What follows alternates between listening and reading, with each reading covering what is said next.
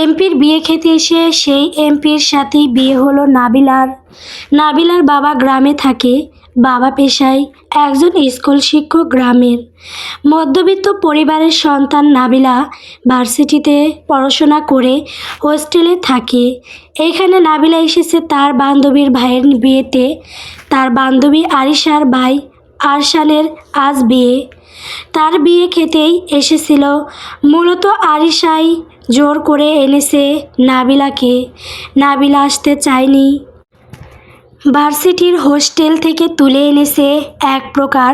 তবে এই দাওয়াতে তার জীবন যে পাল্টে যাবে এটা কি নাবিলা ভাবতে পেরেছিল নাকি? বিয়ের আসরে তখন শ্বাস রব। দেশের প্রভাবশালী এবং সুদর্শন তরুণ এমপি আরশান শাহ এর বিয়ে। ভিড়ের চাপে নাবিলা তখন অস্থির। এত ভিড় তার পছন্দ নয়। এদিকে স্টেজে তখনও বর আসেনি। আরিশা তার ভাইকে দেখতে গেছে নাবিলাকে এখানে থাকতে বলে। হঠাৎ নাবিলার মনে হলো পিছন থেকে কেউ একজন ওর পেট ছুঁয়েছে। নাবিলার মাথায় রক্ত উঠে গেল মুহূর্তেই। পাশ দিয়েই তখন পার হচ্ছিল আরশান। কিছু না ভেবেই পূর্ণ শক্তিতে আরশানের গালে একটা প্রচণ্ড চড় বসিয়ে দিল নাবিলা। পুরো হলরুম এক মুহূর্তের জন্য নিস্তব্ধ হয়ে গেল। শত শত ক্যামেরা আর মেহমানের সামনে আরশান শাহ স্তম্ভিত হয়ে দাঁড়িয়ে রইল। আরশানের রাগ তখন চরমে। নাবিলার দিকে তাকিয়ে ওর চোখ দিয়ে যেন আগুন ঝরছে। আসলে আরশান আজ এমনিতেও তার হবু বউকে বিয়ে না করার বাহানা খুঁজছিল। কারণ এই বিয়েটা ছিল কেবল রাজনৈতিক চাপের ফসল। কিন্তু এভাবে সবার সামনে অপমানিত হবে তা সে ভাবেনি। মেয়েটাকে কাঁচা চিবিয়ে খেতে না পারলেও একটা সুযোগ পেয়ে সুযোগটা হাতছাড়া করল না আরশান। মেয়েটাকে আগে উপর নিচ দেখে নিল। দেখতে ভারী সুন্দর মেয়েটা। আরশান হঠাৎই নাবিলার কবজি শক্ত করে চেপে ধরে হিড়হিড় করে টেনে স্টেজের দিকে নিয়ে গেল। নাবিলার চিৎকার বা প্রতিবাদ কোনো কাজে এলো না। আরশান মাইক্রোফোন হাতে নিয়ে ঘোষণা করল, আজ এই মেয়েটি আমাকে চড় মেরে আমার ইগোতে হাত দিয়েছে। যে হাত দিয়ে সে আমাকে স্পর্শ করার সাহস দেখিয়েছে সে হাত আমি সারা জীবনের জন্য আটকে দেব।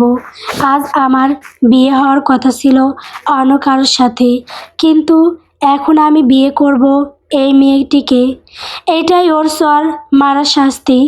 আরশানের এসব কথায় ভীষণ রেগে গেল তার বাবা মা। তবে মাঝে আরিশা আবার খুশি হলো।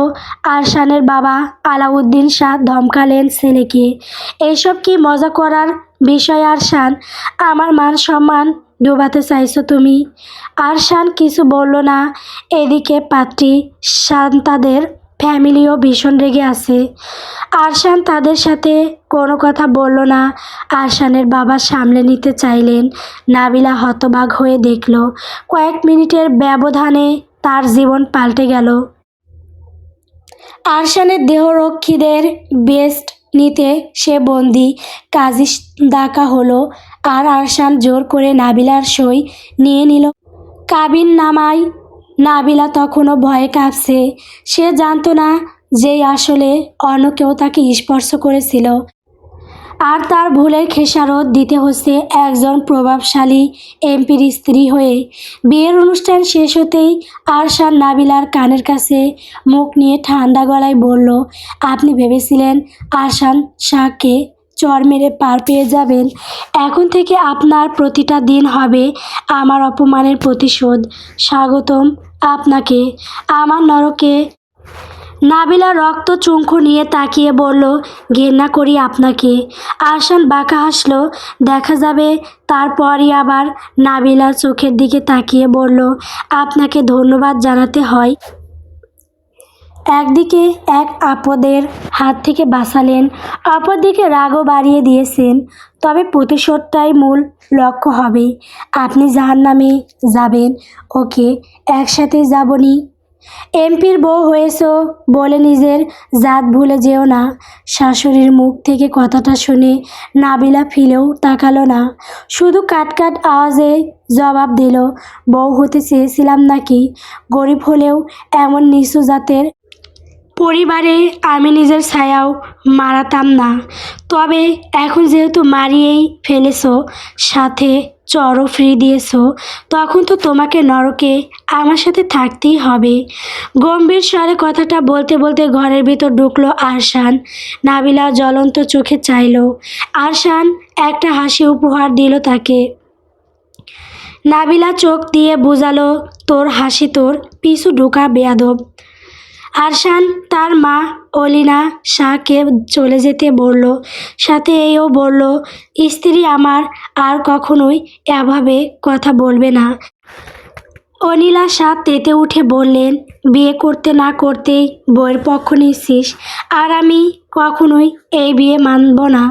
বিয়ে তো আমি করেছি মা, তুমি তো আর নাবিলাকে বিয়ে করনি, তাহলে তোমার মানার না মানাতে কী যায় আসে? অনিলা শাহ শুধু ফোঁস করতে করতে চলে গেলেন। আরিশা রুমে উকি দিচ্ছিল। আরশান দরজার কাছে গিয়ে বোনকে দেখে বলল, এখন যা, কালকে আসিস, তোর বান্ধবীকে একটু জাহান্নামে ঘুরিয়ে আনি। আরিশা বিড়বিড় করে নিজের ভাইকে নির্লজ্জ বলে চলে গেল। আরশান দরজা লাগিয়ে পেছনে ফিরে তাকালো। নাবিলা খাটের নিচে তার দিকে পিঠ দিয়ে বসে আছে, হাঁটুতে মুখ গুজে। আরশান উঁকি মেরে এক পলক তাকালো। পরনে তার এখনও শেরওয়ানি, আগে পাল্টাতে হবে। সে কাভার্ড থেকে টি শার্ট ট্রাউজার নিয়ে বাথরুমের দিকে এগিয়ে গেল। ওয়াশরুমে গিয়ে দরজা লাগাতেই নাবিলা মুখ তুলে তাকালো। তারপর উঠে দাঁড়িয়ে পা টিপে টিপে দরজার দিকে এগিয়ে গেল। উদ্দেশ্য এই নরক থেকে পালানোর। এখানে থাকার একটুও ইচ্ছে নেই তার, কিন্তু সে জানে না তার এই কাজে সে সফল হবে কি হবে না। দেওয়াল ঘড়িটায় রাত 2:02 তখন। এতক্ষণ তো বাড়িতে কেউ থাকার কথা নয়। যা তামাশা হয়েছে, অর্ধেক অতিথি তো চলে গেছে সেই সময়ে। দরজালটাই তো মেয়ের পক্ষ থেকে আসা সব অতিথিদের ধমকে ধমকে পাঠিয়ে দিয়েছে। বিয়েটা একটা কনভেনশন হলে হচ্ছিল, সেখান থেকে জোর জবরদস্তি করে নাবিলাকে এখানে আনা হয়েছে। দরজাটা আস্তে করে দরজা খুলল। ব্রুকুসকে এদিক ওদিক তাকিয়ে দেখলো কেউ আছে কি না। আপাতত এখানে তো কেউ নেই। যেই দরজার বাইরে পা রাখতে যাবে, অমনি তার বাম হাতের কনুই ধরে ফেলল কেউ। নাবিলা পেছনে ফিরে তাকাতেই আরশানকে নিজের দিকে তাকিয়ে থাকতে দেখে হালকা জমে গেলেও মুখে প্রকাশ করল না। আরশান তার দিকে কপাল কুঁচকে তাকিয়ে আছে। পালানোর চেষ্টা করে তো লাভ নেই, আমার দেরা থেকে পালাবেই বা কীভাবে? আর পালালেও যাবেই বা কোথায়? পাতালে গিয়েও খুঁজে আনার ক্ষমতা এই আরশান শাহ রাখে। মিসেস আরশান শাহ কথাটা নাবিলার দিকে ঝুঁকে এসে বলল আরশান। নাবিলা একটা ধাক্কা দিল আরশানকে। আরশানের কিছুই হলো না, না পিছিয়ে গেল আর না ছেড়ে দিল নাবিলাকে, বরং নাবিলাকে ভেতরে টেনে দরজাটা লাগিয়ে দিল। সে তার টি শার্টটা পাল্টাতেই ওয়াশরুম থেকে বেরিয়েছিল। তবে নাবিলাকে ওভাবে দরজার সামনে উকিঝুঁকি মারতে দেখে বুঝতে পারে মেয়েটা নিশ্চিত পালানোর চেষ্টা করছে। মনে মনে শুধু হাসি আরশান। নাবিলা জ্বলন্ত চোখে চেয়ে হাত ছাড়ানোর চেষ্টা করলো। স্যার, আমাকে স্যার বলছি, জানোয়ার একটা। ওয়াও, তুই সম্বোধন এমপি আরশান শাহকে তুই সম্বোধন করেছি একটা পিসি মেয়ে? আরশানের বয়স 30, নাবিলার 21। নাবিলা ও আরশানের 9 বছরের ছোট। আরশান নাবিলাকে ছুঁড়ে মারার মতো করে বিছানায় ছুঁড়ে মারল। তারপর নাবিলার দিকে এগিয়ে গিয়ে ঝুঁকে এসে তার মুখ চেপে ধরে দাঁতে দাঁত চেপে বলল, চর মারার সময় মনে ছিল না জানোয়ার কি জানোয়ার না? খেলা তো আপনি আগে শুরু করেছেন বাঘের পায়ে সুরসুরি দিয়ে, এখন বাঘের নখের আঁচড় সইবার ক্ষমতাও রাখুন। তোর কখনো ভালো হবে না জানোয়ার। সাথে আপনারও। নাবিলা রাগে ফোঁস করে উঠল, আমার থেকে দূরে সরার জন্য তো বিয়ে করিনি বলে আরও নাবিলার ওপর লেপ্টে গেল আরশান। নাবিলা অন্যদিকে মুখ ঘোরাতে চাইলেও আরশান চেপে ধরে নাবিলার সুন্দর মুখের দিকে তাকিয়ে রইল। আরশান নাবিলার কানের কাছে মুখ নিয়ে এলো, আপনাকে ছিঁড়ে খেয়ে ছুঁড়ে মারতে আমার সময় লাগতো না, তবে এমনটা আমি করব না। আমি আপনাকে তিলে তিলে শেষ করব, তখন আপনার একুলও থাকবে না ওকুলও না। আরশান ছেড়ে দিল নাবিলাকে, তারপর নাবিলার সামনেই শেরওয়ানিটা খুলতে লাগলো। চমকে গেল নাবিলা, চোখ বড় বড় করে তাকিয়ে আছে। অজানা সম্মোহনহানির ভয়ে কুঁকড়ে আসে সে। আরশানের লোমহীন চওড়া বুক দেখে মুখ ফিরিয়ে পেছাতে থাকে। আরশান নাবিলার দিকে তাকায়। মেয়েটার এমন ভয়ার্ত চেহারা দেখে ভালোই লাগে তার। চালটা সে জায়গা মতোই চলেছে ভেবে অজান্তেই ঠোঁটের কোণে হাসি রেখা ফুটে ওঠে। নাবিলা দেখে না সেটা। আরশান টি-শার্টটা গায়ে জড়িয়ে নেয়। তারপর যখন প্যান্টও খুলতেই যাবে নাবিলা চেঁচিয়ে উঠল, অসভ্য লোক, এসব কি হচ্ছে? কেন প্যান্ট খুলছি? আরশানের মুখে এমন অকপটে জবাব শুনে রেগে গেল নাবিলা। এই আরশান শাহ, এর নামে এলাকায় কত ভালোই না কথা শুনেছি। খুবই ব্যক্তিত্ব বোধ সম্পূর্ণ একজন এমপি, সবার মুখে মুখে নাম, সংসদেও নাকি তার দাপট বেশ। কিন্তু এর মতো নির্লজ্জ, বেহায়া আর বেয়াদব লোক নাবিলা আগে কখনোই দেখেনি। নাবিলা রেগে মেগে বলল, আপনি একটা বেহায়া পুরুষ। ব্রুক জোড়া কুঁচকে এলো আরশানের। এত দ্রুত বুঝলে কিভাবে? নাবিলার রাগ বেড়েই যাচ্ছে। সে সমুদ্রের মাঝে নয়, মহাসাগরে গিয়ে পড়েছে। সত্যি তার একুলও নেই ওকুলও নেই। এই লোকের সাথে কথা বলতেও ঘেন্না করছে তার। মরে যেতে মন চাচ্ছে। বাবার কথা মনে পড়ছে। বাবার কথা মনে পড়তেই চোখ বেয়ে জল গড়িয়ে পড়ল। সেটা নজর এড়ালো না আরশানের, তবে গুরুত্ব দিল না। মেয়েটাকে কাঁদানোই তার কাজ এখন। তবে আরশান পাল্টালো না আর, বরং খাটে বসে পড়ল। গম্ভীর মুখ করে তাকালো নাবিলার দিকে। নাবিলা এক কোণে জড়সড় হয়ে বসে রয়েছে, কেমন পাথরের মতো হয়ে রয়েছে। আরশানের স্বরটার কথা মনে পড়ল। গালে এখনো স্বরের রেশ রয়ে গেছে। রাগ লাগছে তার। যেখানে একটা মশাও তার গাল ছুটে ভয় পায়, সেখানে এই পুচকে একটা মেয়ে জনসম্মুখে তাকে চড় মেরেছে ভেবেই আবার রক্ত টকবগিয়ে উঠল তার। ধমকে নাবিলাকে বলল, এই মেয়ে কাছে আসুন। বিয়ে করেছি ওভাবে পাথরের মতো বসে থাকতে নয়, কাছে আসুন আমার। নাবিলা শান্ত চোখে তাকালো। কি নির্লজ্জের মতো কথাটা বলল লোকটা। ঘেন্নায় নাবিলার গা রিরি করছে। সে নাবিলা আরও কুঁকড়ে গেল, নড়ল না, বরং আরশানই এগিয়ে গিয়ে নিজের কাছে আনলো নাবিলাকে। নাবিলা মুখ ঘুরিয়ে নিল, ছাড়াতে চাইল, তাতে কি আসে যায় আরশানের। সে নাবিলার চিবুক ধরে নিজের দিকে ঘোরালো। নাবিলা কোনো কথাই বলল না। আরশান তাচ্ছিল্য হেসে বলল, দেখতে তো মাশাআল্লাহ, কিন্তু কাজকর্মে তো নাউজুবিল্লাহ। নাবিলা মুখ ঘুরিয়ে নিতে চাইল, কিন্তু আরশান তো আরশানই। নাবিলার এমন অবজ্ঞা মেনে নিতে পারল না। হুট করেই নাবিলার ঠোঁটে নিজের ঠোঁট ডুবিয়ে দিল। নাবিলা কিছু বুঝে ওঠার আগেই নাবিলা ছাড়িয়ে নিতে চাইল। ঘৃণা লাগছে তার, কিন্তু বলিষ্ঠ আরশানের সাথে কি আর সে পেরে ওঠে? আরশান যখন ছেড়ে দিল, নাবিলা আবার চর মারতে নিল আরশানকে। আরশান বিরক্তি নিয়ে এক হাতে ঠোঁট মুছতে অন্য হাতে নাবিলার হাত ধরল। তারপর বিরক্তি নিয়ে বলল, এই হাতে স্বামীকে সোহাগ করবেন। বারবার চর মারতে চাইলে হাত ভেঙে দেব বলে দিলাম। পরপরই আরশান বিছানায় টান হয়ে শুয়ে পড়ল। নাবিলা সরে গেল, ফ্লোরে বসে পড়ল।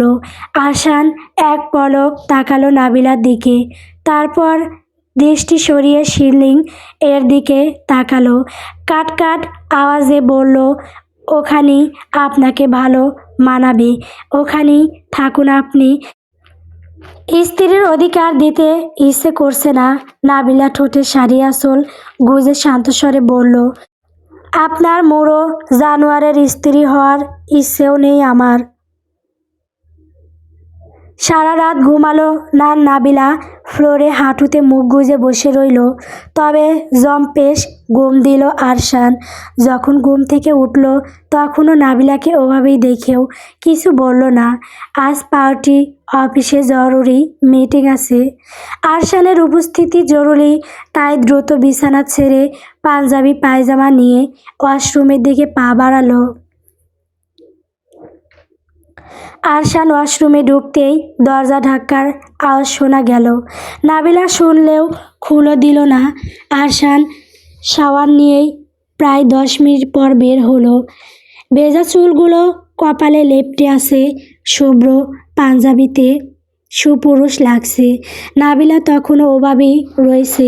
আরশান গলা খাকিরি দিয়ে উঠল, গম্ভীর স্বরে বলল, রুম গুছিয়ে রেখো, ওয়াশরুমে কাপড় চোপড় ভিজিয়ে রেখে দিয়েছি, ধুয়ে দিও। নাবিলা ফিরেও তাকালো না। আবারও দরজা ধাক্কানোর আওয়াজ শোনা গেল। বাইরে থেকে আরিশার কণ্ঠ শোনা গেল। আরশান একবার নাবিলার দিকে তাকালো, তারপর দরজার দিকে এগিয়ে গেল পাঞ্জাবির হাতা গোটাতে গোটাতে। দরজা খুলে দিতেই আরিশা বলে উঠল, কতক্ষণ যাবৎ দরজা ধাক্কা দিচ্ছি, খুলে দিচ্ছ না কেন?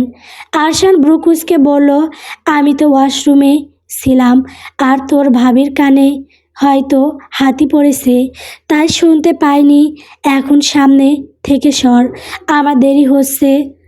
বান্ধবীকে ওভাবে জুবুথুবু হয়ে হাঁটু মুড়ে বসে থাকতে দেখে মায়া লাগলো আরিশার।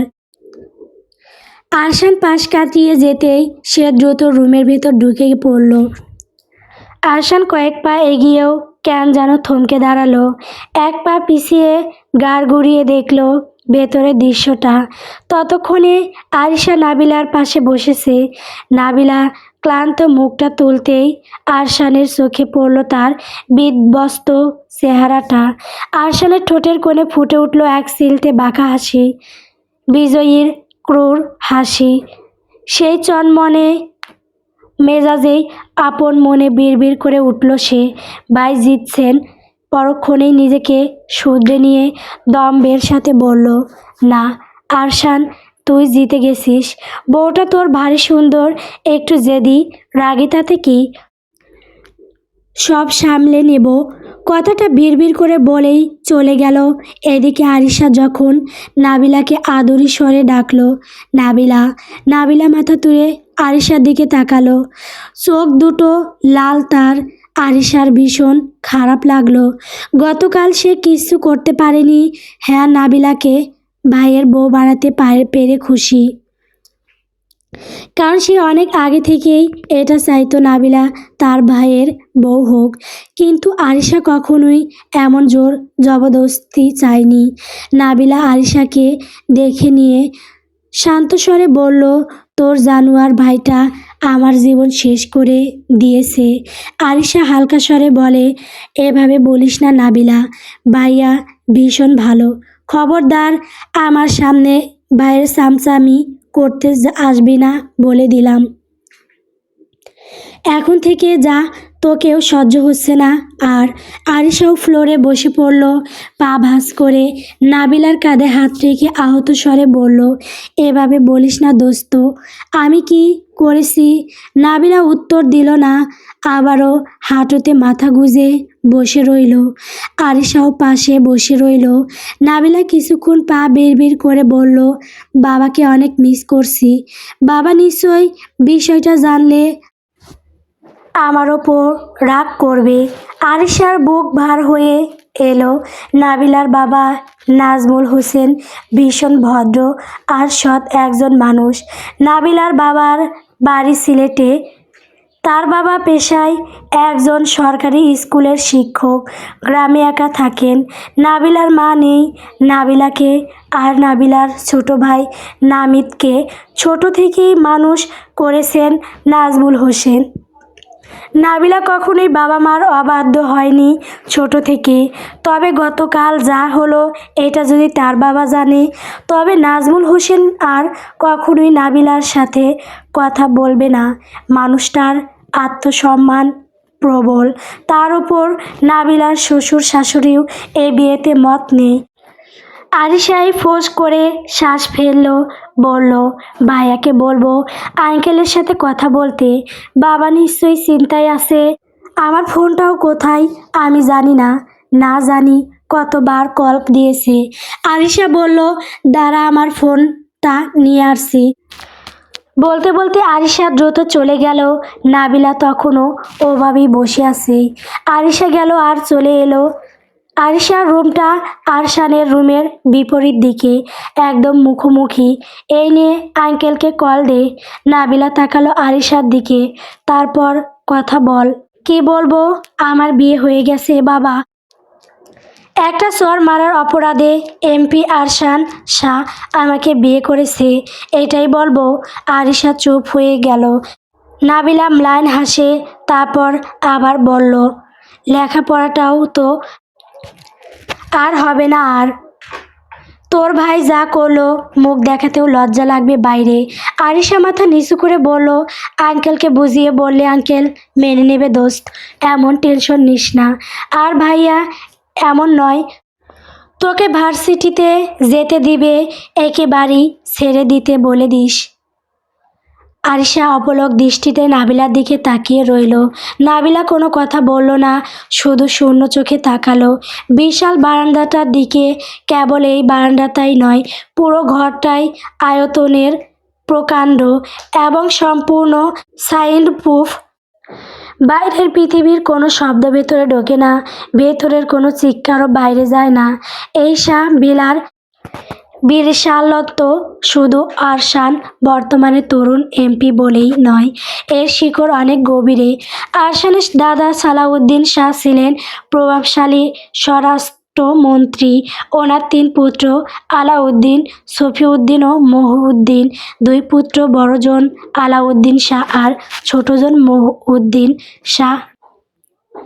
রাজনীতির কঠিন পথে না হেঁটে পা বাড়িয়েছেন ব্যবসায়। ইম্পোর্ট এক্সপোর্ট থেকে শুরু করে বিশাল ওয়াশিং প্ল্যান্ট দেশজুড়ে ছড়িয়ে আছে তাদের ব্যবসার শাখা। আর মাঝের জন অর্থাৎ ওনার মেজপুত্র সফিউদ্দিন শাহ বিদেশি স্ত্রী সন্তান নিয়ে থাকেন। পেশায় একজন ডাক্তার তিনি। ওনার 2 ছেলেও ডাক্তার। মহিউদ্দিন শাহের আবার এক ছেলে, সেও বাবার ব্যবসার সাথেই জড়িত। শুধু বাড়ির সবাই বড় ছেলে আরশানের রক্তে বয়ে বেড়াচ্ছে। তার দাদার উত্তরাধিকার, ব্যবসার লাভ ক্ষতির খতিয়ানের চেয়েও ক্ষমতার মদমত্ত রাজনীতি তাকে বেশি টানে। সালাউদ্দিন শাহর সেই দুর্ধর্ষ রাজনীতিক তেজ এখন আরশানের ধমনীতে টগবগ করে ফুটছে। দাদা মারা যাবার পর দাদার পদটা হয়তো এখনো পায়নি, তবে এমপি পদে যুক্ত সে। তবে সেই পদে যেতে কতক্ষণ, সেই পথেই হাঁটছে আরশান। সেই সুবাদে এমন বিশালাকার বাড়ি হওয়াই স্বাভাবিক। আরিশা নিচু গলায় ডাকল, নাবিলা। নাবিলা তপ্ত এক নিঃশ্বাস ফেলে দূরে দৃষ্টি বলল, তোর ভাই কি সবসময় এমন? আরিশা হার জিত ছাড়া ও কি আর কিছু বোঝে না? মেয়েদের জীবন কি এভাবেই নষ্ট করে নাকি? আরিশা মিনমিনে স্বরে বলল, ভাইয়া কোনো মেয়ের দিকে কখনোই তাকায়নি। মিথ্যা বলবো না, এমনকি ভাইয়া গতকালকের বিয়েটাও করতে চাচ্ছিল না, তাই আমাকে সেই বলির পাঠা বানালো। আচ্ছা আরিশা, তুই ফাহিমের কথা ভুলে গেছিস? চমকে উঠল আরিশা। সে সত্যি বসে আসছিল ফাহিমের কথা। ফাহিম নাবিলার প্রেমিক। এই তো 6 মাস যাবৎ রিলেশনে আছে। তাদের ভার্সিটির সিনিয়র। নাবিলাকে ভীষণ ভালোবাসে ছেলেটা। আরিশা কিছু বলতে চায়, তখন রুমে ঢুকে একজন মহিলা। আরিশা ফিরে তাকালেও নাবিলা তাকায় না। আরিশার ছোট চাচি মনিকা শাহ এসেছেন। মনিকা শাহ ভীষণ শান্ত আর নম্র মনের মানুষ। আসার সময় আরশানকে দ্রুত পায়ে চলে যেতে দেখেছেন, তাই উনি নাবিলাকেই দেখতে এসেছেন। গতকাল যা হলো, মেয়েটার জন্য বড় মায়া লাগেছে ওনার। উনি আগে থেকে জানতেন আরশান এই শান্তা নামের মেয়েটাকে কখনোই বিয়ে করবে না। বাবা চাচাদের বিজনেস ডিলের একটা চাল ছিল মাত্র, যেটা আরশানের মতো তুখোড় মেধাবীর কাছে আগে থেকেই পরিষ্কার ছিল। তবে এসবের ভেতরে বেচারি মেয়েটা এভাবে ফেঁসে গেল ভেবেই ওনার খারাপ লাগে। এ কি মা, তুমি এভাবে বসে আছো কেন ফ্লোরে? ঠান্ডা লেগে যাবে তো। বলতে বলতে নাবিলার দিকে এগিয়ে গেলেন মনিকা শাহ। আরিশাকে বললেন, এভাবে বসিয়ে রেখেছিস কেন? নাবিলাকে তুলতে চাইলেন। নাবিলা উঠল না। অবাক হলেন না মনিকা শাহ। উনি শান্ত স্বরে বললেন, তোমার সাথে অন্যায় হয়েছে মা, আমি জানি। তবে এভাবে নিজের ক্ষতি করো না। স্ট্রং থাকতে হবে তোমাকে। নাবিলা মনিকা বেগমের দিকে তাকালো একবার। কথাবার্তার মতোই মুখটাও কেমন নরম সরম ভদ্রমহিলার। নাবিলা এবার উঠল। হাসলেন মনিকা বেগম। অনিলা শাহ তো ঘরে ঢুকেই বসে রয়েছেন। উনি রেগে আছেন। শান্তার পরিবার ভালো, ওনার পছন্দও হয়েছিল। তবে এই পরিবারের মেয়েকে বিয়ে করায় ওনার মাথা গরম। বাড়িকর্তারাও সকাল সকাল অফিসে চলে গেছেন। বাড়িতে যা তামাশা হলো, ওনাদের ব্যবসায় কোনো ক্ষতি না হলেই হয়। এদিকে বাসার অবস্থাও তো থমথমে।